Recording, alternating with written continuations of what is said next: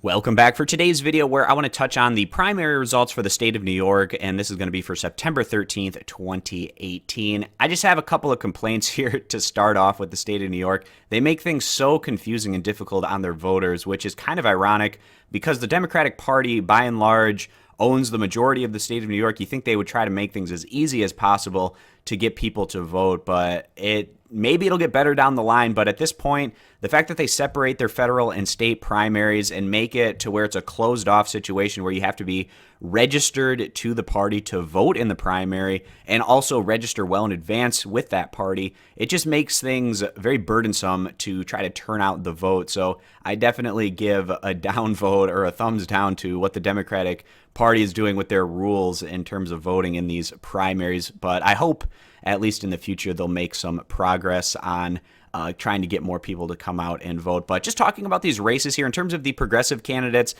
not the greatest results by and large at the higher tier levels, but we're also going to get into some really interesting races at a little bit lower levels where there are great signs for the progressives overall. And even though they lost these larger, higher profile matches, they were able to effectively pull the incumbent candidates or the more corporate centrist type candidates further to the left, just the presence of them being in these primaries alone, which is something that you can also take if you're the progressives trying to challenge in these situations as well. But it's not all bad news by any means, because we're going to get into the IDC and how those candidates did. Basically, Republicans and Democrats clothing that caucused with the Republicans whenever they wanted to vote down any type of progressive legislation in the state of New York, and how those candidates did. And then also Julius Salazar, a progressive, running in what was one of the most higher profile state Senate races that I think I've ever seen, and just in terms of coverage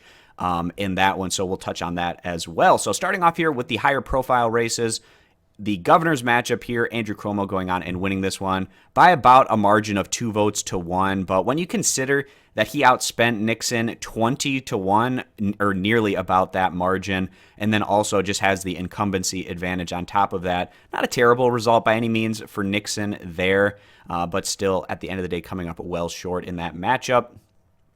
Now going down to the lieutenant governor's matchup, which was actually much more competitive. Jumaane Williams, for a portion of the night, actually had a lead in this one, but coming up short at the end to the incumbent, who had the backing of Cuomo, obviously, with Kathy Hochul going on and taking that one. And then also another progressive going down in the attorney general's matchup, Zephyr Teachout losing to Letitia James.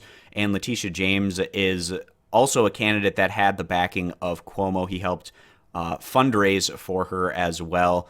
Zephyr Teachout, obviously a very progressive candidate. So across the board, the Cuomo-backed candidates coming through in comparison to the progressive challengers at these higher tier level races. But now I want to get into some really positive news overall for the Democratic Party and obviously the progressives as well. So I'm going to go through every single state Senate race where you had an IDC incumbent being challenged. And again, these IDC members were ones that broke off from the Democratic caucus to vote with the Republicans whenever they wanted to turn down legislation. And these IDC incumbents did not fare very well across the board, which is a very positive sign for the challengers in this sense. And then again, also going to be touching on that Julius Salazar race as well. So starting off here with the 11th Senate district, and the challenger was John Liu, able to take down the incumbent in this one from the IDC. A relatively close race, but ahead by 5 points with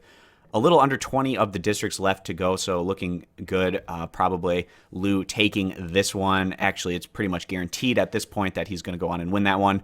Moving down to the 13th Senate district, the challenger, Jessica Ramos, doing a great job here, ahead by 12 points, going to go on and win that one. So another IDC incumbent going down. And then the 17th Senate district, the challenger in that one, Blake Morris, coming up short. So that's one of those IDC incumbents that is going to go on and keep their seat in that respect.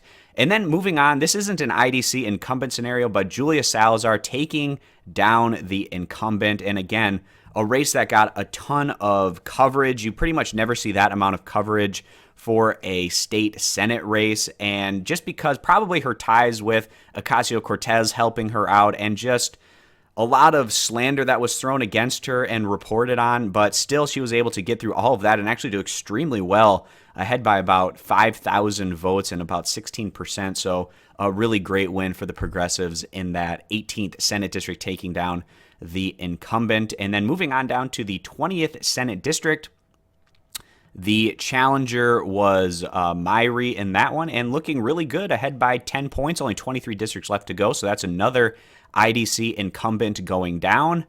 And then the 23rd Senate district, the challenger there was Robinson, and it looks like Robinson coming up well short in that one. So Savino, one of the more impressive wins by one of these IDC incumbents, certainly in terms of margin of victory in that one. Moving down to the next one is the 31st Senate district, Robert Jackson challenging here and coming through very considerably there, almost about 25,000 votes, only 24 districts left to report. So Robert Jackson, the challenger, taking down an IDC incumbent in that one, the IDC incumbent being Alcantara in that Senate district. And then moving down to the next one, which is the 34th Senate district, and the challenger was Alessandra Biaggi. And we have about 50 or so districts left to go, and Biaggi ahead by 6 points. So that's a pretty comfortable lead there. I'd say that one is also going to be Jeffrey Klein, the IDC incumbent, going to be going down in that one as well. And then the 38th Senate district is Julia Goldberg as the challenger, coming up short against the incumbent. So the IDC incumbent coming through in this one. And then the last one is the 53rd Senate district, and the challenger is Rachel May. Rachel May up by 4 points, and all the districts are reporting. So another IDC incumbent going down. So just taking down incumbents in general in these state Senate races is no easy task. There was a big concerted effort to get these members out of the Senate so that whenever you have a progressive piece of legislation, it can make its way to the desk of Andrew Cuomo. And these IDC members that caucused with the Republicans made it so that they had a majority of one in the state of New York. So all you needed to do is theoretically take down just a couple of these particular incumbents, and that's enough to flip things over just on the face value of it. So the challenger's definitely doing that, and that's going to be a safe lead come the general election here for the New York State Senate. And that means, so another thing that I want to talk about here about this and why it's so important. So in the state of New York, they're going to try to pass single-payer health care at the state level, and they have all of the facts on their side. It's going to save the people of New York. 98% of the taxpayers are going to save money on their health care bills. Only the wealthiest of New Yorkers are going to pay a little bit more, but still the vast majority of New Yorkers are going to pay significantly less.